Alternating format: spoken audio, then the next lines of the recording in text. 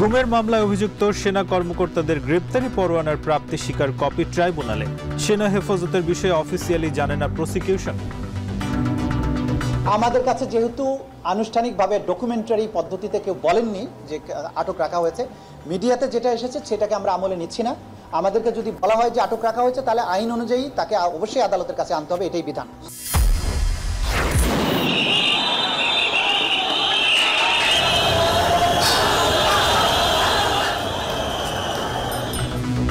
Press ক্লাবে আন্দোলনরত MP ও শিক্ষকদের কর্মসূচিতে পুলিশের বাধা। টিয়ার শেল, সাউন্ড গ্রেনেড নিক্ষেপ, কাল থেকে সারা দেশে কর্মবিরতি। সংহতি এনসিপির। নির্বাচন বিলম্বিত করতেই পিআরের দাবি, মন্তব্য মির্জা ফখরুলের। জুলাই সনদের ভিত্তিতে পিআর পদ্ধতিতে ভোট চেয়ে জামায়াত ও সমমনাদের স্মারকলিপি। মতিঝিল কমলাপুর মেট্রোর কাজে ধীরগতি, ট্রায়াল রান হতে আরও 1 বছর। সুইচিং প্রস্তুত না হয় সেবা নিয়ে সংশয়। এবং পাকিস্তান আফগানিস্তান সীমান্তে তুমুল সংঘর্ষ, 58 পাক সেনা এবং 2 শতাধিক আফগান যোদ্ধা নিহতের পাল্টাপাল্টি দাবি।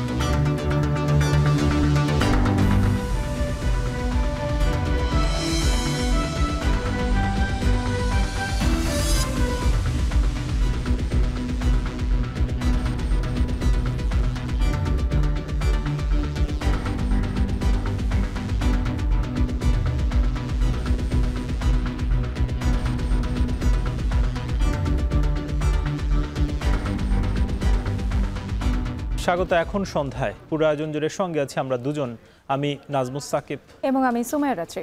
গুম মামলায় অভিযুক্ত সেনা কর্মকর্তাদের গ্রেপ্তারি পরোয়ানা সেনা সদরে পৌঁছেছে এবং সেটির প্রাপ্তি স্বীকার কপি পেয়েছে tribunal. Chief prosecutor Tajul Islam বলেন, 15 সেনা কর্মকর্তার গ্রেপ্তারে বিষয়টি প্রসিকিউশনকে অফিসিয়ালি জানানো হয়নি, তাই এখনই এই ব্যাপারে মন্তব্য করতে চান না।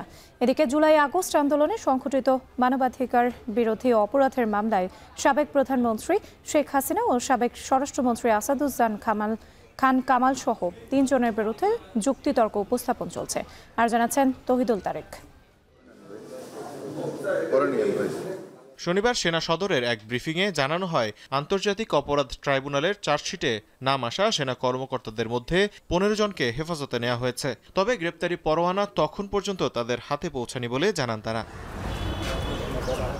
সকালে আন্তর্জাতিক অপরাধ ট্রাইব্যুনালে সংবাদ সম্মেলনে চিফ প্রসিকিউটর তাজুল ইসলাম বলেন, গুমের 2টি মামলায় অভিযুক্ত সেনা কর্মকর্তাদের গ্রেপ্তারি পরোয়ানা সেনা সদরে পৌঁছেছে, যার প্রাপ্তি স্বীকার কপি পেয়েছে ট্রাইব্যুনাল। আন্তর্জাতিক অপরাধ ট্রাইব্যুনালের রেজিস্ট্রারের যে কার্যালয়, সেখানে আপনারা খোঁজ নেবেন। তারা এই গ্রেপ্তারি পরোয়ানাগুলো যথাস্থানে যথাসময়ে জারি করেছেন এবং এর বাইরেও যে সমস্ত কর্তৃপক্ষের কাছে অবগতির জন্য এই গ্রেপ্তারি পরোয়ানাগুলোর কপি পাঠানো হয়েছিল, তাদের কাছে এটা পৌঁছে গেছে বলে আমরা জানতে পেরেছি।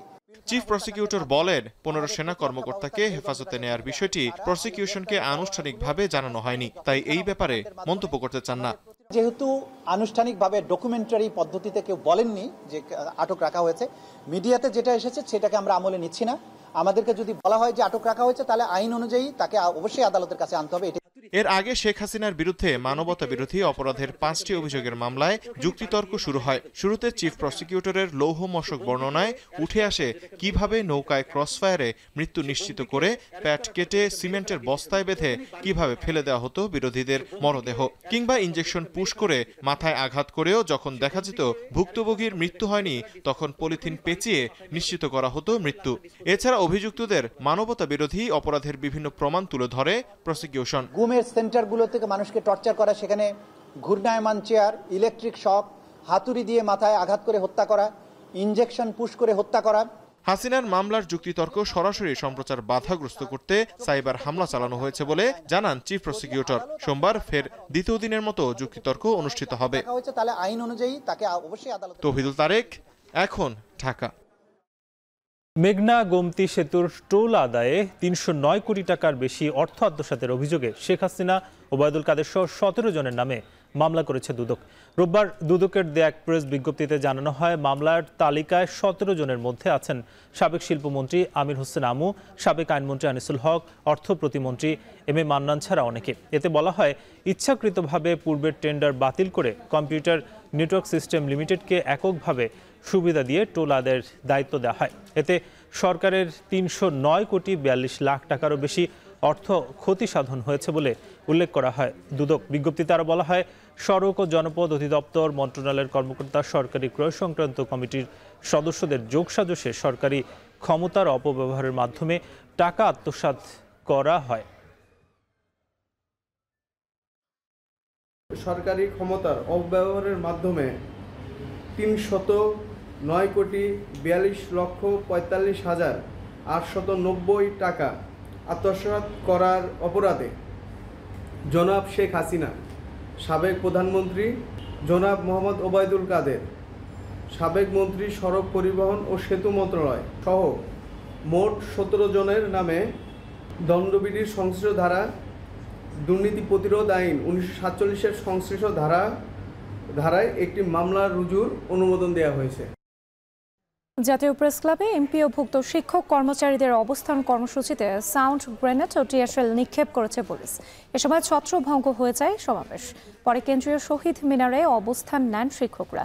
প্রতিবাদে আন্দোলনরতরা কাল থেকে সারা দেশে কর্মবিরতির ঘোষণা দিয়েছেন। এ সময় এনসিপির বেশ কয়েকজন শীর্ষ নেতৃবৃন্দ শহীদ মিনারে গিয়ে সংহতি জানিয়ে বলেন, নির্দিষ্ট সময় পরপর আমলাদের বেতন বাড়ালেও শিক্ষকদের বেতন বাড়াতে যত গড়িমসি সরকারের। রাব্বি হোসেন জানাচ্ছেন বাকিটা। রোববার চাকরি জাতীয়করণ, বাড়ি ভাড়া, চিকিৎসা ও উৎসব ভাতার দাবিতে জাতীয় প্রেস ক্লাবের সামনে অবস্থান কর্মসূচিতে অংশ নেন সারা দেশ থেকে আসা এমপিওভুক্ত শিক্ষক কর্মচারীরা।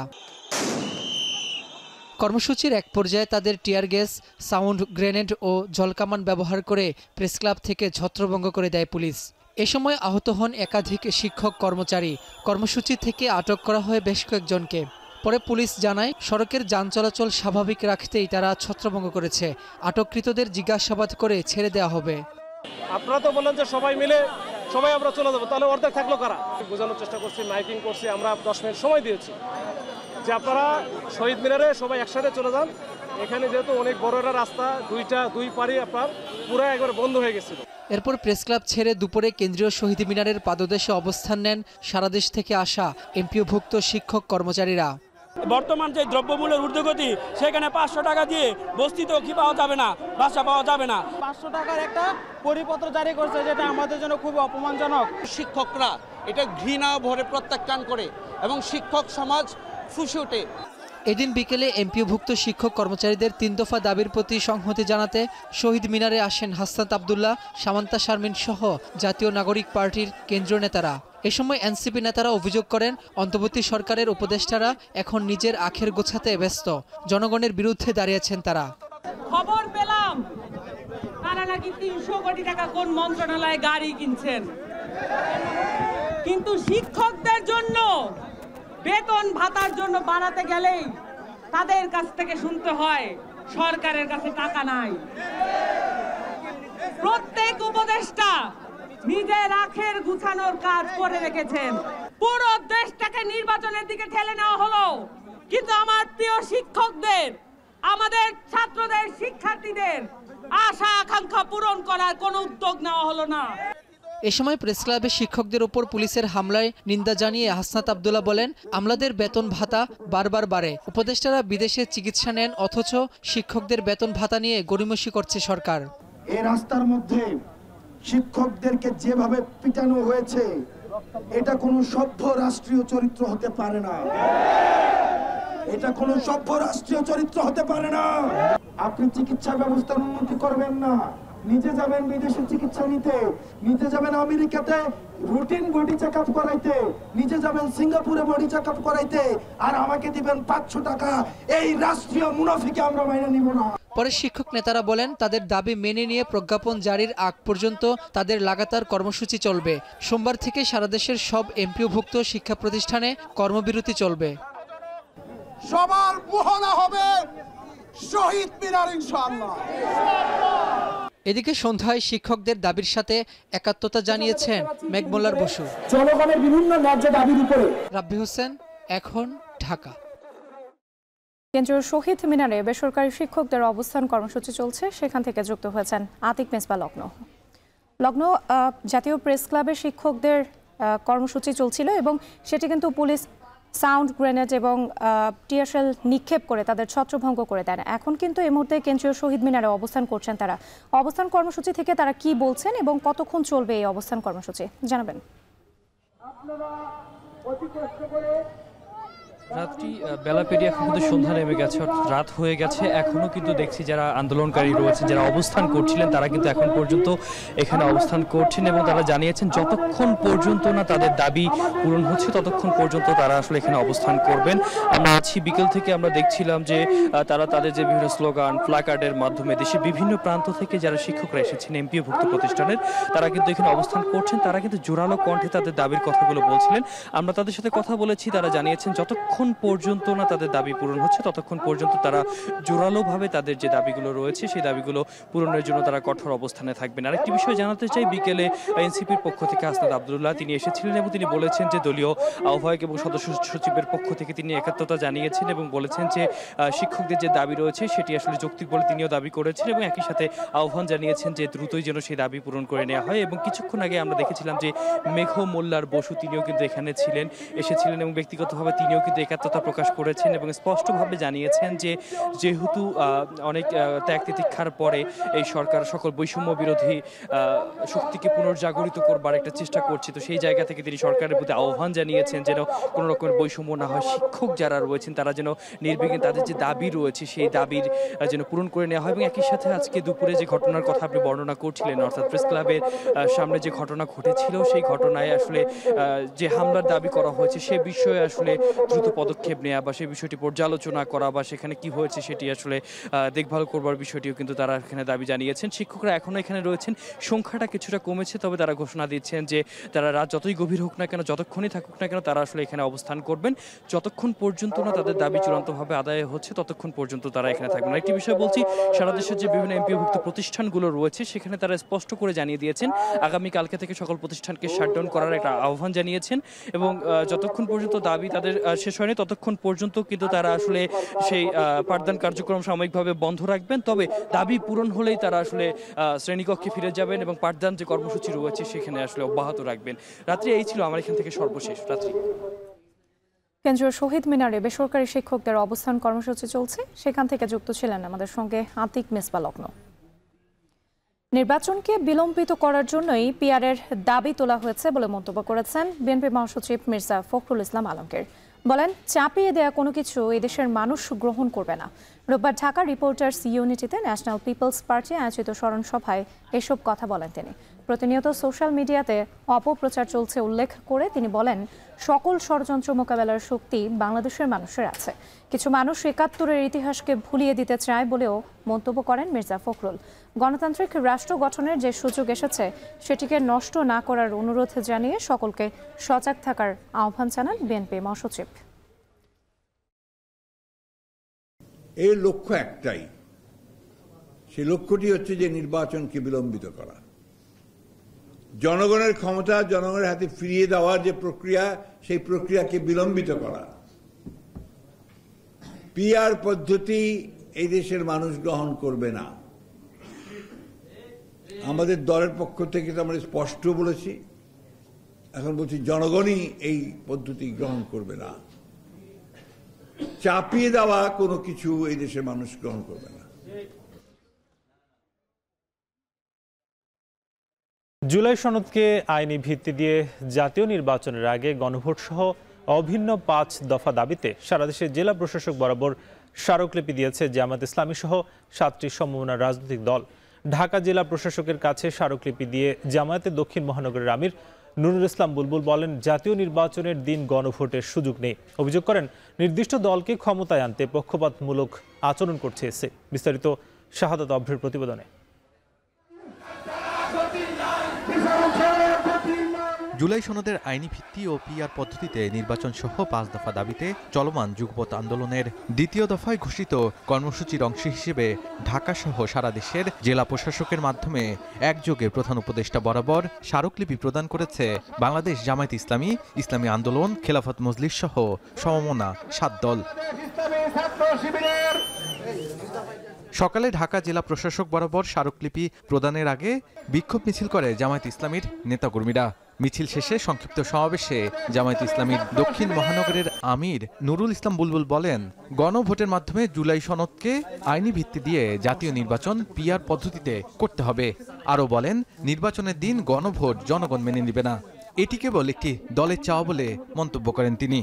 এদেশের জনগণ আপনাদেরকে ক্ষমতায় বসিয়েছে, এদেশের অধিকাংশ মানুষ চায় জুলাই সনদ এবং জুলাই ঘোষণাপত্রের আইনগত সাংবিধানিক ভিত্তি দিতে হবে। এই জন্য গণভোট, এই গণভোটের ব্যাপারে জনগণ ঐক্যবদ্ধ, গণভোটের ব্যাপারে রাজনৈতিক দলগুলো ঐক্যবদ্ধ।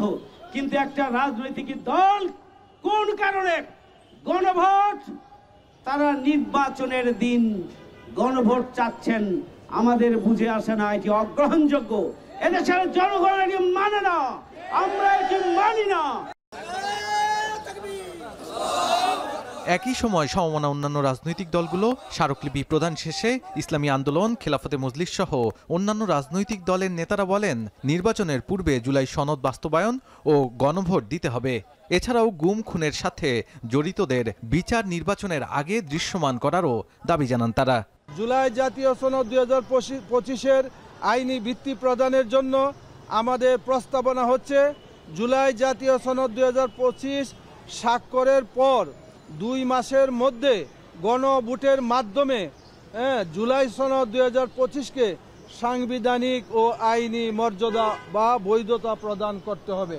আমরা ইসলামী আন্দোলন বাংলাদেশ তথা হযরত পীর সাহেব হুজুরের চরমুনার যে রাজনৈতিক সংগঠন, আমাদের পক্ষ থেকেও আমরা আজকে সারা বাংলাদেশে আমরা স্মারকলিপি দিচ্ছি। রাষ্ট্রপ্রধান এবং দলের প্রধান হতে পারে। অন্যদিকে একই দাবিতে সারা দেশে প্রধান উপদেষ্টা বরাবর স্মারকলিপি প্রদান ও বিক্ষোভ করা হয়। কুমিল্লা জেলা প্রশাসকের কার্যালয়ে স্মারকলিপি জমা দেয় সংগঠনটি। এ সময় বিক্ষোভ করে জামায়াত ইসলামীর নেতাকর্মীরা। কুমিল্লা জেলা প্রশাসকের কাছে স্মারকলিপি পেশ করতে, যে স্মারকলিপিতে আমরা প্রধান উপদেষ্টাকে অ্যাড্রেস করেছি। এই স্মারকলিপির মূল কথা হচ্ছে, বাংলাদেশ জামায়াত ইসলামী 5 দফা দাবি আদায়ের মাধ্যমে বাংলাদেশে আগামী দিনে একটি সুষ্ঠু, নিরপেক্ষ, অবাধ, গ্রহণযোগ্য নির্বাচন চায়। এছাড়াও নাটোর, কিশোরগঞ্জ, পাবনা, পঞ্চগড়, ফরিদপুর, সিরাজগঞ্জ সহ সারা দেশে কর্মসূচি পালন করে জামায়াত ইসলামীর নেতাকর্মীরা। শাহাদাত অফরো, এখন। সুষ্ঠু ভোট প্রক্রিয়ায় বিশৃঙ্খলার চেষ্টা করলে কঠোর ব্যবস্থা নেওয়া হবে বলে জানিয়েছেন স্বরাষ্ট্র উপদেষ্টা জাহাঙ্গীর আলম চৌধুরী। আর বিগত 3 ভোটে দায়িত্ব পালনকারীদের এবার নির্বাচনে রাখা হবে না। নবনিযুক্ত জনপ্রশাসন সিনিয়র সচিব বলেন, সুষ্ঠু পরিবেশ এবং নিরাপত্তা নিশ্চিত পেলে নিরপেক্ষ নির্বাচন বাস্তবায়ন করা সম্ভব, তবে কর্মকর্তাদের স্বাধীনভাবে কাজ করতে দিতে হবে। সচিবালয়ে আলাদা আলাদা কথা বলেন তারা। এদিকে তালিকায় না থাকায় এনসিপিকে শাপলা প্রতীক বরাদ্দ দেয়া যায়নি বলে জানিয়েছেন প্রধান নির্বাচন কমিশনার নাসির উদ্দিন। দুপুরে চট্টগ্রামে তিনি কথা বলেন। হাসিব বিল্লার প্রতিবেদন। ফেব্রুয়ারির নির্বাচনকে সামনে রেখে সরকারের চলমান প্রস্তুতির অংশ হিসাবে সচিবালয়ে আইন শৃঙ্খলা সংক্রান্ত কোর কমিটির বৈঠক অনুষ্ঠিত হয়। সভায় মাঠ পর্যায়ের কর্মকর্তাদের নিরপেক্ষভাবে কাজ করার নির্দেশনা দেওয়া হয়েছে। এছাড়া বেশ কিছু সিদ্ধান্ত হয়। নির্বাচনে ঝুঁকিপূর্ণ সব ভোট কেন্দ্রে সিসিটিভি ক্যামেরা স্থাপনের উদ্যোগ নেওয়া হয়েছে। থাকবে বডি ওন ক্যামেরা। মাঠে থাকবে সশস্ত্র বাহিনীর 80,000 সদস্য ও 1.5 লাখ পুলিশ। এছাড়া 5,85,000 আনসার এবং 33,000 বিজিবির সদস্যকে প্রশিক্ষণ দেওয়া হচ্ছে নির্বাচনী দায়িত্ব পালনে। সভা শেষে স্বরাষ্ট্র উপদেষ্টা বৈঠকের আলোচনার কথা তুলে ধরেন। 2014, 18 এবং 24 সালে জাতীয় সংসদ নির্বাচনের দায়িত্ব পালনকারী ব্যক্তিদের আসন্ন নির্বাচন যথাসম্ভব তাদের দায়িত্ব থেকে অব্যাহতি দেওয়া, আইন শৃঙ্খলা বাহিনীর প্রশিক্ষণ যত দ্রুত সম্ভব সম্পন্ন করা। আপনারা জানান যে এই প্রশিক্ষণ চলমান রয়েছে। নির্বাচন নিশ্চিত নিরাপত্তা নিশ্চিত করার লক্ষ্যে প্রায় 1.5 লক্ষ পুলিশ সদস্যকে নির্বাচনী প্রশিক্ষণ দেওয়া হবে। গুমের মামলায় অভিযুক্ত সেনাবাহিনীর সদস্যদের সেনাবাহিনীর হেফাজতে রেখে বিচার কার্য করার বিষয়ে তিনি বলেন, আইনি প্রক্রিয়া অনুসরণ করা হবে। এদিন জনপ্রশাসন মন্ত্রণালয়ের সিনিয়র সচিব এহসানুল হক দায়িত্ব নেওয়ার পর নিজ কার্যালয়ে আসেন। এ সময় তিনি জানান, কোনো কর্মকর্তার দলীয় সম্পৃক্ততা থাকলে তাকে নির্বাচনের বাইরে রাখা হবে। আমরা যারা প্রশাসনের কর্মকর্তা, আমরা যদি সুযোগ পাই, আমরা কিন্তু অত্যন্ত নিরপেক্ষভাবে একটা নির্বাচন উপহার দিতে পারব। এই সুযোগ দেওয়ার দায়িত্ব আপনাদের সবার। আমি আমার বিশ্বাস, উপযুক্ত পরিবেশ এবং প্রোটেকশন পেলে আমার অফিসাররা একটা নিরপেক্ষ নির্বাচন করতে সমর্থ হবে। এদিকে নির্বাচন সামনে রেখে দুপুরে চট্টগ্রামে মতবিনিময় সভা অনুষ্ঠিত হয়। সভায় প্রধান নির্বাচন কমিশনার বলেন, নির্বাচন প্রক্রিয়ায় যুক্ত ব্যক্তিদের ভোট দেওয়ার ব্যবস্থা করা হচ্ছে। নির্বাচন কমিশনের তালিকায় শাপলা প্রতীক না থাকায় এনসিপিকে শাপলা দেওয়া হচ্ছে না বলেও জানান তিনি। কোনো দল নিবন্ধন যখন পায়, আমাদের যে নির্ধারিত প্রতীকের তালিকা আছে ওখান থেকে এটা নিতে হয়। তো ওই যে এনসিপির প্রতীকের কথা বলছেন,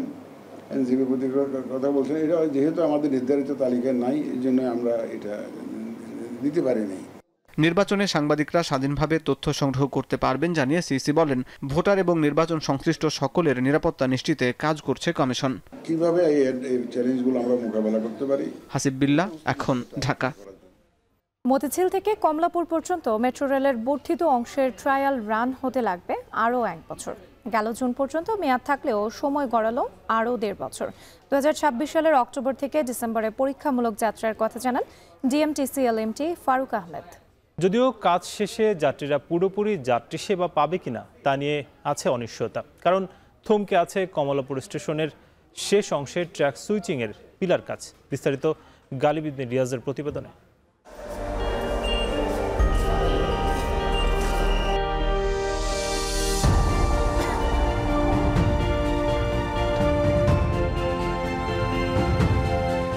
রাজধানীর উত্তরা থেকে মতিঝিল পর্যন্ত মেট্রো রেল চালুর পর পুরোপুরি বদলে গেছে এই রুটে নিয়মিত চলাচলকারীর ভ্রমণ অভিজ্ঞতা।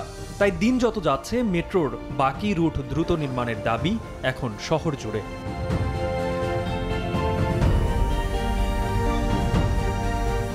প্রায় 2 বছর হয়ে গেল মতিঝিল থেকে কমলাপুর পর্যন্ত চলছে এমআরটি লাইন 6-এর বর্ধিত অংশের কাজ।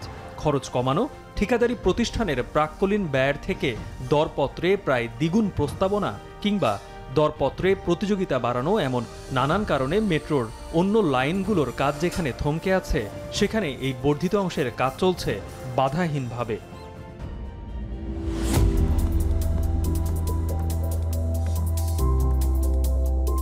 1.16 কিলোমিটার দৈর্ঘ্যের এই পথটুকুর কাজ শেষ করার লক্ষ্যমাত্রা ছিল চলতি বছরের জুন মাসে, যে মেয়াদ শেষ হয়েছে আগেই। সরেজমিনে গিয়ে দেখা যায় মতিঝিল থেকে আসা ভায়াডাক্টের নির্মাণ এখনও শেষ হয়নি। তবে প্যারাপেটো ওয়াল বসানোর কাজ শেষ হয়েছে সেনা কল্যাণ ভবন পর্যন্ত। ভায়াডাক্ট ও প্যারাপেটো ওয়ালের কাজ শেষ হলে শুরু হবে রেল লাইন বসানো।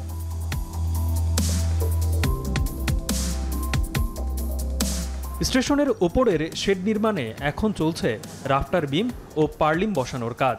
শেষ হলে বসবে শীট, যা রোদ বৃষ্টি থেকে রক্ষা করবে প্ল্যাটফর্মের যাত্রীদের।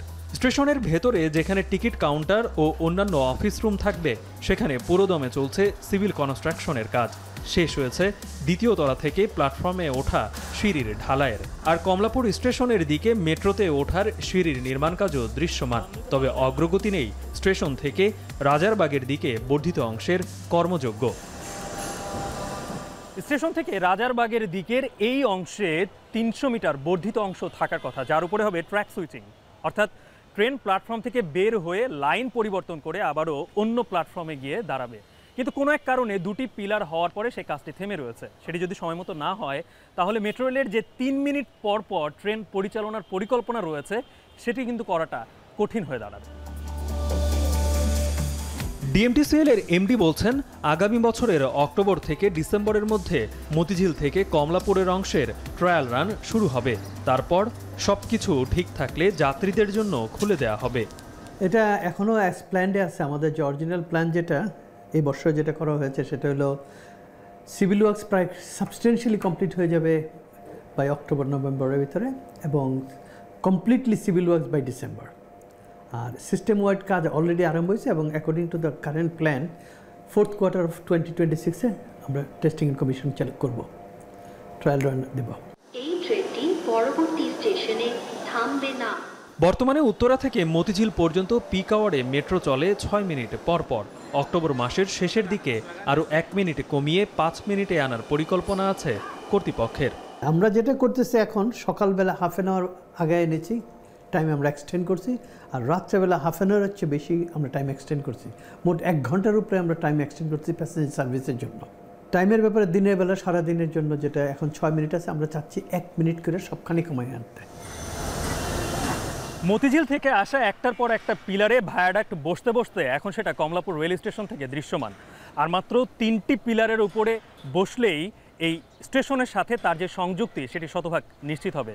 এরপরে শুরু হবে ট্র্যাক বসানো, সিগন্যালিং ও যান্ত্রিক সিস্টেমের কাজ, যেটিও সময় সাপেক্ষ ব্যাপার। তাই আগামী বছরের শেষের দিকে ট্রায়াল রান শুরু হলেও 2027-এর আগে যাত্রী পরিবহন শুরু হবে কিনা সেটি নিয়ে একটু অনিশ্চয়তা থেকেই যায়। গালিব ইবনে রিয়াজ, এখন, ঢাকা। ময়মনসিংহে জুলাই যোদ্ধা ও পরিবহন শ্রমিকদের দ্বন্দ্বে ঢাকা ময়মনসিংহ সড়কে দূরপাল্লার বাস চলাচল বন্ধ রয়েছে। এদিকে আজ রাত 8টার মধ্যে ধর্মঘট প্রত্যাহার করা না হলে কাল থেকে বৃহত্তর আন্দোলনের ডাক দিয়েছে বৈষম্য বিরোধীরা। এ বিষয়ে জানাতে ময়মনসিংহ শহর থেকে যুক্ত হচ্ছেন সহকর্মী ইমতিয়াজ আহমেদ। ইমতিয়াজ, জানতে চাই যে দূরপাল্লার বাস চলাচলে কোনো সিদ্ধান্ত এখনো পর্যন্ত হয়েছে কিনা এবং বৈষম্য বিরোধী আন্দোলনের যারা নেতারা আছেন তারা কি বলছেন?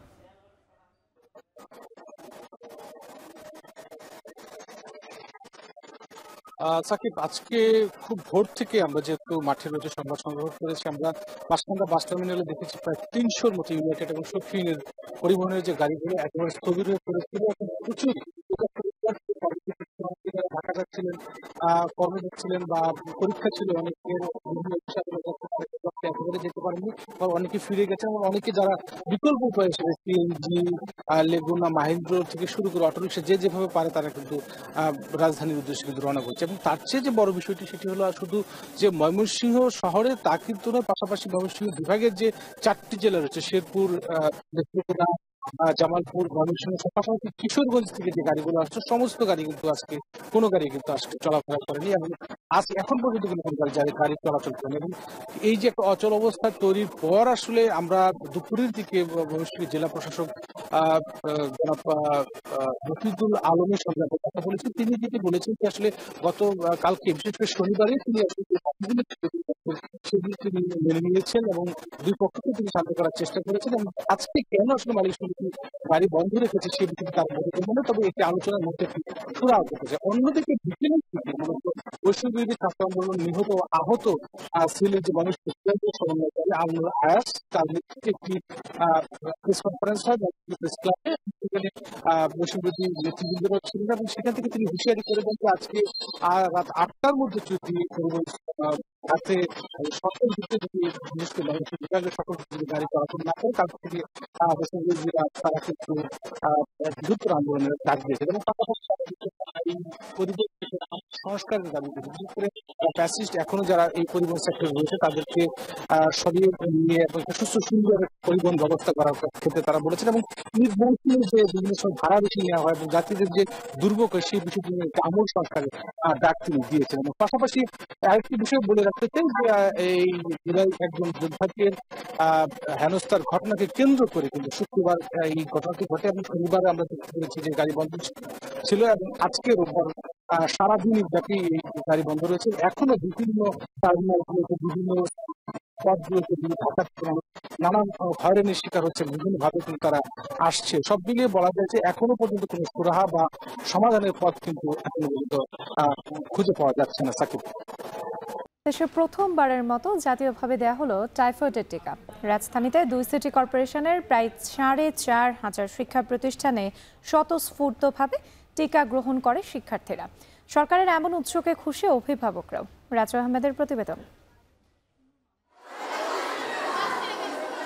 শিশু কিশোরদের নিষ্পাপ এই চাহনি জানান দিচ্ছে আগামীর বিশ্বের দায়িত্ব তাদের হাতেই। তবে যখন দেশে টাইফয়েডে মৃত্যুর 68% শিশু, তখন বিশ্বজয়ের সেই স্বপ্নের পথ সংখ্যাপূর্ণ হওয়াটাই স্বাভাবিক। তবে এবার প্রথমবারের মতো জাতীয়ভাবে দেওয়া হচ্ছে টাইফয়েডের টিকা। সকালে রাজধানীর আজিমপুরের ফরিদউদ্দিন সিদ্দিকী উচ্চ বিদ্যালয়ে এই কর্মসূচির উদ্বোধন করেন মহিলা ও শিশু বিষয়ক উপদেষ্টা শারমিন এস মুর্শিদ। উপস্থিত ছিলেন স্বাস্থ্য উপদেষ্টা নূরজাহান বেগম।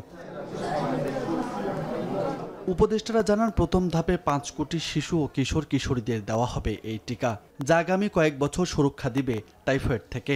প্রতি বছর 8,000 মানুষ এই টাইফয়েডে মারা যায়। এই যে মানুষগুলি মারা যাচ্ছে, আমরা যদি তাদেরকে বাঁচাতে চাই তাহলে আমাদের এই ভ্যাকসিনের দরকার আছে। এই ভ্যাকসিনটা আমরা এই প্রথমবারের মতো বাংলাদেশে শুরু করতে যাচ্ছি। যাদের বয়স 9 মাস থেকে 15 বছর তাদের সবাইকে আমরা এই ভ্যাকসিনটা দেব। এরপরের পরবর্তীতে প্রায় 20 লাখ করে আমরা এই ভ্যাকসিনটা দিতে পারবো। আমরা আশা করি সবাই এতে অংশ নেবেন। 2 সিটি কর্পোরেশনের মোট 4,434টি শিক্ষা প্রতিষ্ঠানে টাইফয়েডের টিকা দেওয়া হয়। টিকা পেয়ে উচ্ছ্বাসিত শিশু কিশোররা। অভিভাবকরা বলছেন সন্তানদের সুরক্ষার বড় সহায়ক হবে টাইফয়েড টিকা। এই টিকার জন্য আমরা সুরক্ষিত থাকবো। আমরা সুরক্ষিত থাকলে আগামী বিশ্ব সুরক্ষিত থাকবে। আমি এই টিকাটা দেওয়ার জন্য অনেক এক্সাইটেড ছিলাম। এটা আমাদের স্বাস্থ্যের জন্য অনেক উপকারী।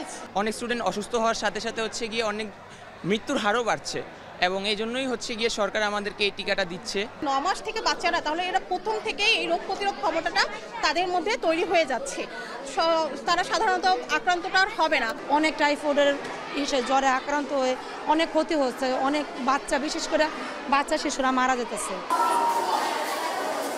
2019 সালের তথ্য অনুযায়ী প্রতি বছর বিশ্বে প্রায় 90 লাখ মানুষ টাইফয়েড জ্বরে আক্রান্ত হন, যার মধ্যে প্রায় 1,10,000 জন মৃত্যুবরণ করেন। ইউনিসেফের বাংলাদেশ প্রতিনিধি রানা ফ্লাওয়ার্স বলছেন, বিশ্ব যত রোগ আছে সবই টিকার মাধ্যমে রোধ করা সম্ভব। A campaign that will be the largest ever vaccination campaign of its kind in Bangladesh. And that word conjugate is important because that word signifies a safe vaccine. Typhoid টিকা ক্যাম্পেইনের সময় শিক্ষা প্রতিষ্ঠানে অধ্যয়নরত প্রাথমিক থেকে নবম শ্রেণী বা সমমান পর্যন্ত সব ছাত্রছাত্রীকে 1 ডোজ করে টিকা দেওয়া হবে। এর বাইরে 9 মাস থেকে 15 বছরের কম বয়সী সব শিশুকে এই টিকা দেওয়া হবে বাড়ি বাড়ি গিয়ে। শহর এলাকার পথশিশুদের টিকা দেবে এনজিওরা। স্বাস্থ্য অধিদপ্তরের তথ্য বলছে 2021 সালে দেশে 4,78,000 মানুষ টাইফয়েডে আক্রান্ত হয়। এর মধ্যে 8,000 মানুষ মারা যায়। এদের 68% ছিল শিশু। ফলে টাইফয়েডের এই টিকা যেমন সুরক্ষা দিবে শিশু কিশোর কিশোরীদের, তেমনই সুরক্ষা দিবে আগামীর বিশ্বকেও। রাজু আহমেদ, এখন, ঢাকা। সীমান্ত সংঘাতে জড়িয়েছে পাকিস্তান আফগানিস্তান। রাতভর হামলা এবং পাল্টা হামলায় 23 পাক সেনা এবং 200 তালেবান সদস্য নিহত হয়েছে বলে দাবি করেছে পাকিস্তানের আইএসপিআর। এর আগে তালেবান সেনাদের হামলায় পাকিস্তানের 58 সেনা সদস্য নিহত হয়েছে। তালেবান মুখপাত্রের বরাতে এই তথ্য জানায় ভারতীয় গণমাধ্যম এনডিটিভি। এমন পরিস্থিতিতে তালেবান যোদ্ধাদের উস্কানিমূলক হামলার দাঁত ভাঙা জবাব দেওয়ার হুঁশিয়ারি দিয়েছে ইসলামাবাদ। আর সন্ত্রাসীদের বিরুদ্ধে কঠোর পদক্ষেপ নেওয়ার আহ্বান জানিয়েছেন দেশের প্রেসিডেন্ট আসিফ আলী জারদারি। বিস্তারিত সানজিদা ইসলাম তন্নির প্রতিবেদনে। হামলা পাল্টা হামলায় উত্তপ্ত পাকিস্তান আফগানিস্তান সীমান্ত। উত্তেজনার পারদ ছাড়িয়েছে দুই দেশের পূর্বাঞ্চলীয় সীমান্তে। রাতভর 6টিরও বেশি পয়েন্টে দুই দেশের সীমান্তরক্ষী বাহিনী দফায় দফায় সংঘর্ষ, ভারী অস্ত্রের ঝনঝনানিতে উজ্জ্বল রাতের আকাশ। শনিবার সন্ধ্যায় হেলমান্দ প্রদেশে পাকিস্তানের সীমান্ত চৌকি লক্ষ্য করে গুলিবর্ষণ শুরু করে আফগান সেনারা। এক পর্যায়ে পাল্টা হামলা শুরু করে পাকিস্তানও। স্থানীয় সময় মধ্যরাত পর্যন্ত চলে হামলা পাল্টা হামলা। কাবুল হামলার প্রসঙ্গ উল্লেখ করে তালেবান সেনারা পাক সেনাদের ঘাঁটিতে হামলা চালালেও আফগান পররাষ্ট্রমন্ত্রী আমির খান মুতাক্কিরের ভারত সফর জন্ম দিচ্ছে নানান প্রশ্নের। 2021 সালে তালেবান ক্ষমতায় আসার পর ভারতের সঙ্গে এটি ছিল তালেবান সরকারের কোনো প্রতিনিধির প্রথম উচ্চ পর্যায়ের বৈঠক। এই বৈঠকের পর আবারও কাবুলে দূতাবাস চালুর কথা জানায় নয়াদিল্লি। আফগান পররাষ্ট্রমন্ত্রীর ভারত সফর আর তার একদিন পরেই আফগানিস্তানের প্রতিশোধমূলক হামলা, দুটি ঘটনার মধ্যে যোগসূত্র খোঁজার চেষ্টা করছেন বিশ্লেষকরা। যদিও আন্তর্জাতিক গণমাধ্যমে বলা হচ্ছে পাকিস্তানের সঙ্গে আফগানিস্তানের এই বৈরিতার সূত্রপাত গেল বৃহস্পতিবার। তালেবান সরকারের দাবি, এদিন আফগানিস্তানের আকাশসীমা অতিক্রম করে রাজধানী কাবুল সহ পূর্বাঞ্চলীয় পাকতিকা প্রদেশে বিমান হামলা চালায় পাকিস্তান। পাকিস্তান বিরোধী সন্ত্রাসী সংগঠন তেহরিক-ই-তালেবানের প্রধান নেতা নূর ওয়ালি মেসুদকে লক্ষ্য করে বিমান হামলা চালানো হয়েছে বলেও দাবি করে বেশ কয়েকটি গণমাধ্যম। যদিও ওই হামলার দায় স্বীকার বা অস্বীকার কোনোটিই করেনি ইসলামাবাদ। তবে সন্ত্রাসী সংগঠন তেহরিক-ই-তালেবান পাকিস্তানকে আশ্রয় দেয়া থেকে বিরত থাকতে তালেবান সরকারের প্রতি আহ্বান জানায় পাকিস্তান। এরপর শনিবার থেকে সংঘাতে জড়িয়ে পড়ে দুই পক্ষ। এদিকে হামলার পর এক্স বার্তায় পাকিস্তান স্বরাষ্ট্রমন্ত্রী জানান, আফগান সেনাদের উস্কানির জবাবে পাল্টা হামলা চালানো হয়েছে। পূর্ণ শক্তি দিয়ে তাদের প্রতিহতও করা হচ্ছে।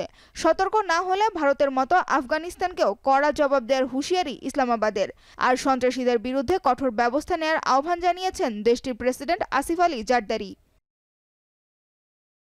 সানজিদা ইসলাম তন্নি, এখন বিশ্ব। আগামীকাল নয়, যে কোনো সময় ইসরায়েলি জিম্মিরা মুক্তি পেতে পারে বলে জানিয়েছেন মার্কিন ভাইস প্রেসিডেন্ট জেডি ভ্যান্স। এদিকে শেষ মুহূর্তেও ইসরায়েলের কাছে বন্দী 7 হাই প্রোফাইল নেতার মুক্তির দাবি করেছে হামাস।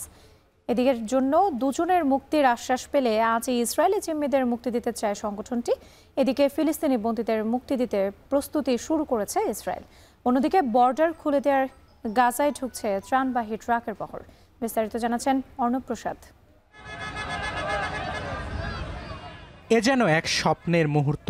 2 বছরের টানা ইসরায়েলি আগ্রাসনে যেখানে গাজাবাসীর প্রতিটি দিন কাটত চরম ভয় ও শঙ্কায়, সেখানে যুদ্ধবিরতি শুরু হয় স্বস্তিতে উপত্যকাটির হাজার হাজার মানুষ। গাজার মার্কেট ও গুরুত্বপূর্ণ সড়কগুলোতে সাধারণ মানুষের ভিড় বাড়ছে। ইসরায়েল সীমান্ত খুলে দেয়ায় খান ইউনিসে ঢুকছে একের পর এক ত্রাণবাহী গাড়ি। কোনো বাধা ছাড়াই সেগুলো থেকে খাবার সংগ্রহ করছে ফিলিস্তিনিরা। চুক্তি অনুযায়ী সোমবার বন্দি বিনিময় শুরু করবে হামাস ও ইসরায়েল। তবে তার একদিন আগেও বন্দি বিনিময় তালিকায় আহমেদ সাদাত ও মারওয়ান বাগুতি সহ 7 হাই প্রোফাইল নেতার অন্তর্ভুক্তি চেয়েছে হামাস। এদের মধ্যে অন্তত 2 জনের মুক্তির আশ্বাস মিললে নির্ধারিত সময়ের একদিন আগেই বন্দি বিনিময় শুরু করতে প্রস্তুত গোষ্ঠীটি। আহমেদ সাদাত ও মারওয়ান বাগুতির ব্যাপক জনপ্রিয়তা রয়েছে ফিলিস্তিনে। তাদেরকে আগামীর ফিলিস্তিনি শাসন ব্যবস্থার যোগ্য বলে মনে করে গোষ্ঠীটি। তবে আলোচনার শুরু থেকেই তাদের মুক্তি দিতে অস্বীকৃতি জানিয়েছে ইসরায়েল। বিবিসি জানায় আলোচনায় বসেছে হামাস ও ইসরায়েল, যেখানে বন্দি বিনিময় তালিকার অমীমাংসিত ইস্যুগুলো প্রাধান্য পাচ্ছে। এদিকে বিনিময়ের জন্য ইসরায়েলের 2টি কারাগার থেকে ফিলিস্তিনি বন্দীদের সরিয়ে নেওয়া শুরু করেছে তেল আবিব। অন্যদিকে গাজায় দীর্ঘমেয়াদী শান্তি নিশ্চিতে বিশ্ব নেতাদের আহ্বান জানিয়েছেন পোপ লিও চতুর্দশ। Negli ultimi giorni l'accordo sull'inizio del processo di pace ha regalato una scintilla di speranza in Terra Santa. Incoraggio le parti coinvolte a proseguire con coraggio il percorso tracciato. গাজায় দীর্ঘমেয়াদী শান্তি প্রতিষ্ঠার লক্ষ্যে সোমবার মিশরে আন্তর্জাতিক সামিটে অংশ নেবেন মার্কিন প্রেসিডেন্ট ডোনাল্ড ট্রাম্প। মিশরের প্রেসিডেন্ট আবদেল ফাতাহ এল সিসি ও ট্রাম্পের নেতৃত্বে এই শান্তি আলোচনায় আরও উপস্থিত থাকবেন অন্তত 20 দেশের রাষ্ট্র ও সরকার প্রধান। অর্ণব প্রসাদ, এখন বিশ্ব। শেষ করছি এখন সন্ধ্যা। তার আগে শিরোনামগুলো আরও একবার। গুমের মামলায় অভিযুক্ত সেনা কর্মকর্তাদের গ্রেপ্তারি পরোয়ানার প্রাপ্তি স্বীকার কপি ট্রাইব্যুনালে। সেনা হেফাজতের বিষয়ে অফিসিয়ালি জানে না প্রসিকিউশন। আমাদের কাছে যেহেতু আনুষ্ঠানিকভাবে ডকুমেন্টারি পদ্ধতিতে কেউ বলেননি যে আটক রাখা হয়েছে, মিডিয়াতে যেটা এসেছে সেটাকে আমরা আমলে নিচ্ছি না।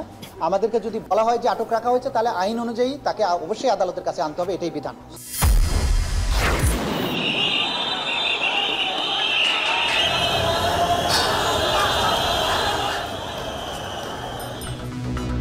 প্রেস ক্লাবে আন্দোলনরত এমপি ও শিক্ষকদের কর্মসূচিতে পুলিশের বাধা। টিয়ার শেল, সাউন্ড গ্রেনেড নিক্ষেপ। কাল থেকে সারা দেশে কর্মবিরতি। সংহতি এনসিপির। নির্বাচন বিলম্বিত করতেই পিআরের দাবি, মন্তব্য মির্জা ফখরুলের। জুলাই সনদের ভিত্তিতে পিআর পদ্ধতিতে ভোট চেয়ে জামায়াত ও সমমনাদের স্মারকলিপি। মতিঝিল কমলাপুর মেট্রোর কাজে ধীরগতি। ট্রায়াল রান হতে আরও 1 বছর। সুইচিং প্রস্তুত না হয় সেবা নিয়ে সংশয়। এবং পাকিস্তান আফগানিস্তান সীমান্তে তুমুল সংঘর্ষ। 58 পাক সেনা এবং 2 শতাধিক আফগান যোদ্ধা নিহতের পাল্টাপাল্টি দাবি।